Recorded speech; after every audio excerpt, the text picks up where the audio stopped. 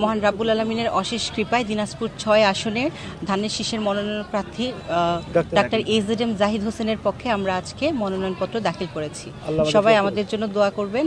আজকে আমরা বাংলাদেশ জাতীয়তাবাদী দল বিএনপি দিনাজপুর ৬ আসন থেকে আমাদের প্রিয় নেতা বিএনপি স্থায়ী কমিটির অন্যতম সদস্য ডাক্তার AZM জাহিদ সাহেবের পক্ষ থেকে আমরা দিনাজপুর ৬ আসনের সকল স্তরের নেতৃবৃন্দ বিএনপির পক্ষ থেকে মনোনয়নপত্র আমরা আজকে দাখিল করেছি।